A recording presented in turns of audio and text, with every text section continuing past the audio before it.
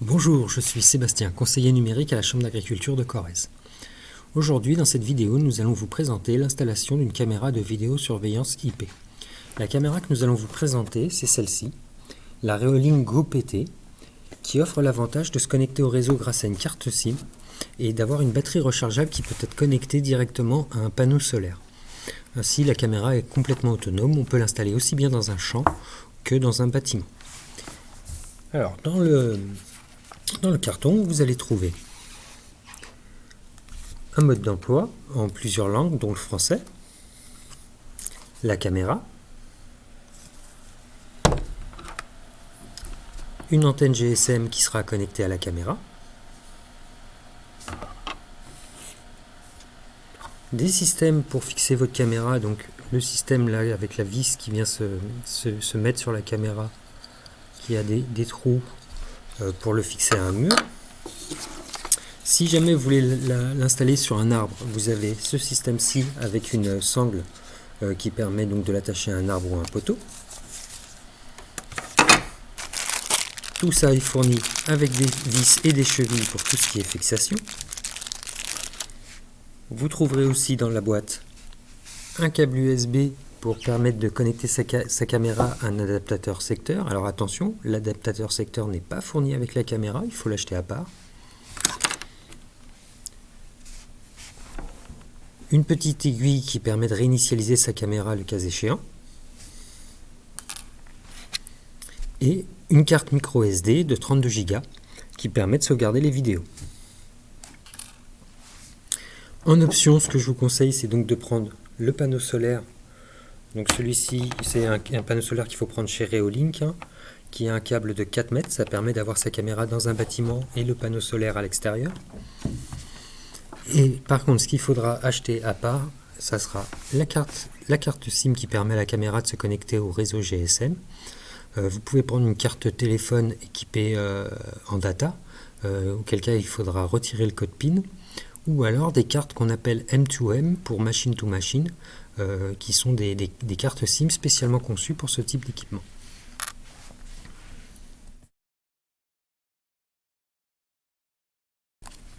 Ce que nous allons voir maintenant, c'est comment nous préparons la cam pour pouvoir se connecter une première fois dessus et commencer à la configurer.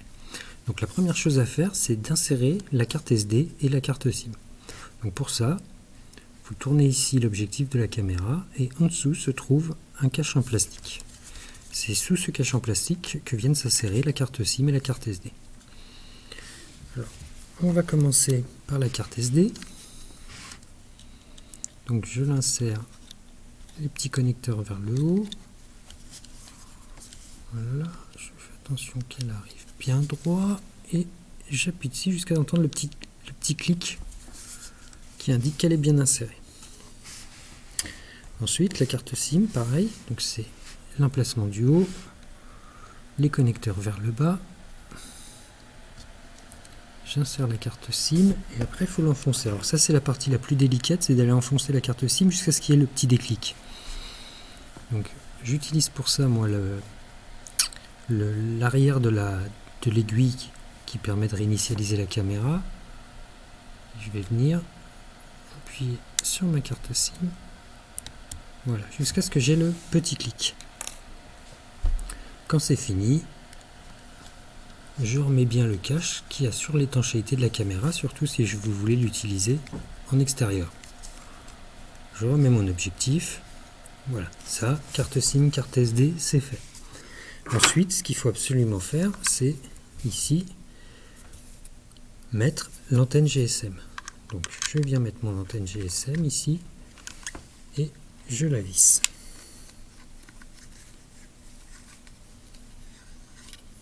Voilà, dès que j'ai une résistance, c'est que c'est bon. Voilà, mon antenne GSM est connectée.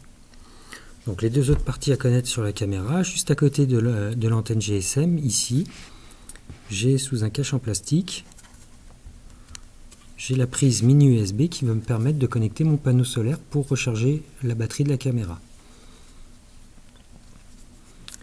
Et là, à l'arrière, il y a un autre cache en plastique et sous ce cache en plastique, il y a le bouton pour allumer la caméra. Donc pour nous connecter la première fois à la caméra, il va falloir qu'on l'allume.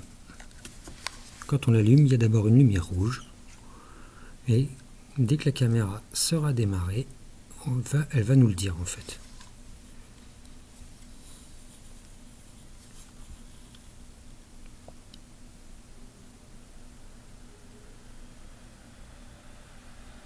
Network connection succeeded. Et voilà, nous allons pouvoir maintenant, à l'aide de notre téléphone, nous connecter à la caméra pour la configurer. Voilà, donc une fois que vous avez mis votre carte SIM, votre SD card, que vous avez connecté l'antenne GSM, vous allez pouvoir raccorder votre caméra à votre téléphone afin de la contrôler à distance.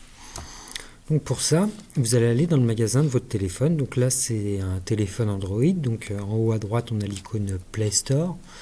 Sur un téléphone Apple, on aurait l'icône Apple Store. Donc on va aller dans le Play Store. Et de là, on va pouvoir aller chercher en haut dans la barre de recherche Reolink. Donc, si vous tapez Reolink, il devrait vous emmener directement sur le bon logiciel. Donc ensuite, vous cliquez sur le bouton installer là qui est en vert en haut à droite. Et donc ça va vous télécharger le logiciel et l'installer sur votre téléphone. Donc ça peut prendre plus ou moins de temps en fonction de votre connexion.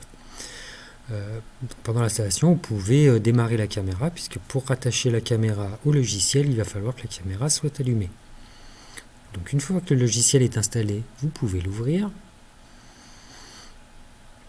Il va d'abord vous demander d'accepter les conditions d'utilisation. Vous pouvez les lire d'abord, c'est pas interdit. Puis on va autoriser l'accès au contenu multimédia. Ça c'est pour qu'il puisse accéder à votre répertoire multimédia. Et avec le petit plus qui est en haut à droite, on va pouvoir ajouter donc une caméra. Donc là, on va l'autoriser à utiliser la caméra pour aller lire le QR code qui se trouve sur la caméra IP. Donc là, il va falloir rentrer un mot de passe. Donc vous créez un mot de passe, donc c'est important, votre caméra est sur internet en permanence avec la carte SIM. Donc c'est très important de mettre un mot de passe un peu complexe.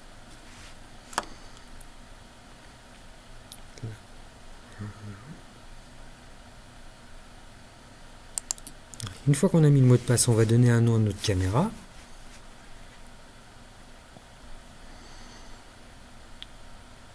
Il va d'abord, dans un premier temps, vous donner des conseils d'utilisation sur la caméra. C'est bien de les lire aussi. Ça va vous donner un QR code que vous pourrez retrouver qui permet de partager la caméra.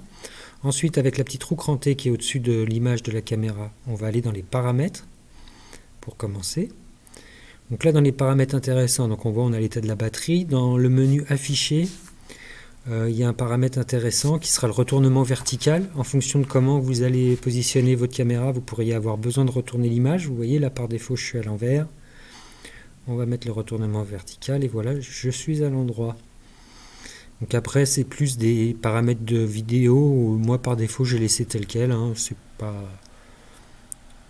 à aller voir. C'est pas obligatoire qu'il y ait grand chose à changer là-dedans. Ensuite, donc la deuxième partie, c'est pour les alarmes. Donc dans le PIR, donc c'est le détecteur de mouvement. On peut aller configurer des horaires pour pas que le détecteur de mouvement soit en route tout le temps. Par exemple, pour qu'il se mette en route que la nuit. Ça dépend de l'utilisation que vous avez de la caméra. Ensuite, on peut jouer sur la sensibilité du détecteur de mouvement. Si vous avez trop d'alarmes, vous pouvez la réduire. Ou si vous n'en avez pas assez, vous pouvez l'augmenter. Et puis, il y a une petite option pour réduire les fausses alertes. Donc ensuite, si on continue, donc il y a les notifications. Donc notification push, ça permet juste de recevoir une petite alarme dans son téléphone quand le détecteur de mouvement se met en route.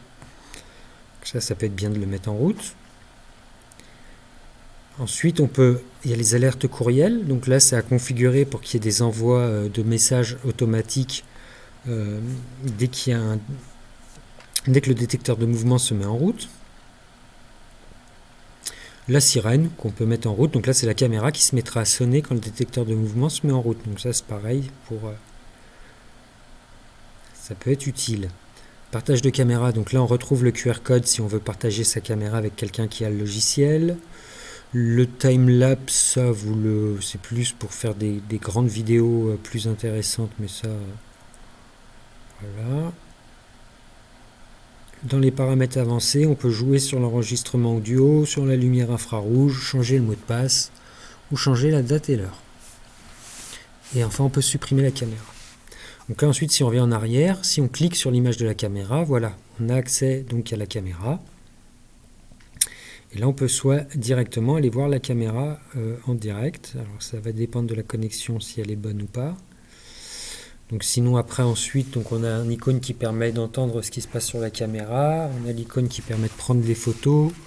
L'icône qui permet de réaliser un enregistrement en direct. On peut jouer avec sur la qualité de l'image et on peut jouer sur notre écran. Donc là, on va recharger, voilà. Là, on est connecté à la caméra, on est en direct avec la caméra. Et on peut voir directement ce qui se passe. Donc là, hop, on peut prendre une photo. On peut enregistrer directement ce qu'il y a à l'image. On peut jouer sur la qualité d'image ou on peut passer notre image en plein écran. Après, il y a les trois icônes en bas. Donc l'icône parler, ça permet, on peut parler directement dans la caméra depuis notre téléphone. Donc il y a le mode aussi écouteur à gauche, là qui est à gauche, qui permet d'entendre ce qui se passe derrière la caméra. Là, voilà, on peut parler sur la caméra, on peut jouer sur le volume.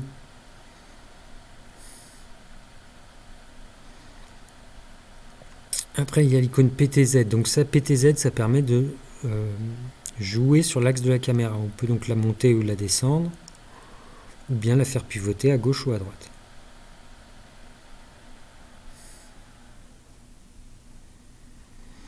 Et l'icône lecture, ça permet d'accéder aux vidéos qui ont été enregistrées par la caméra.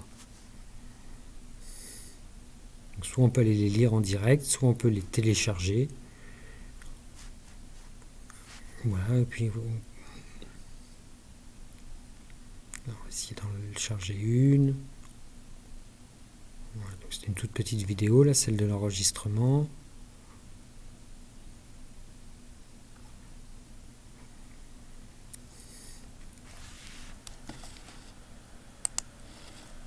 Voilà, donc, comme vous voyez, l'installation de la caméra, de cette caméra est quand même relativement rapide. En une dizaine, 15 minutes, la caméra peut être installée et fonctionnelle. Donc je vais maintenant vous montrer quelques exemples d'images qui ont été pris avec la caméra Reolink grâce au détecteur de mouvement.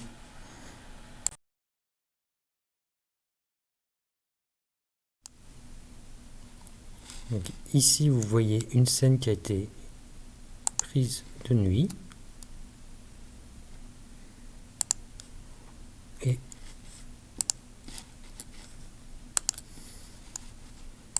Et ici, une scène qui a été prise en plein jour.